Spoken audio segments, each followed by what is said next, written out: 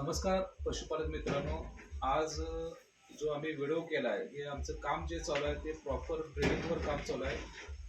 आमच्या नानीबाई चिखलीचे मल्लू वडगुले यांची ही 50% जर्सी गाय आहे. आणि बऱ्याच शेतकऱ्यांचं असं मत असते की साहेब माझ्या गायची टक्केवारी कमी आहे, ते हायब्रिड सिमेंट नको, काय नको, असे बरेचसे विशेष शेतकरी बांधव धरून ठेवतात. त्यांच्यासाठी हा खास व्हिडिओ आहे. ही गाय बघू शकता, 50% गाय त्यांनी घरीच तयार केलेली आहे.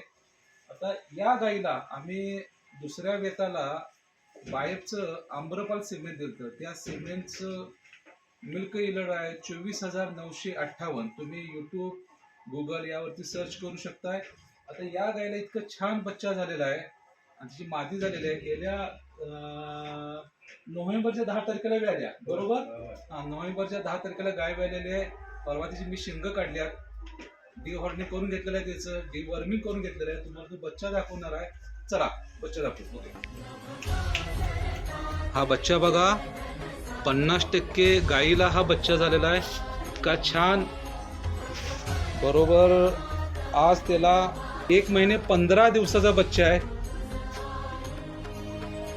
परवा दिवशी शिंग कया ही केलेल्या आहेत. तुम्हाला दिसते का बघा, थोडं घाबरते ते मला शिंग काढल्यामुळं. हा, आता मालक याची माहिती देते.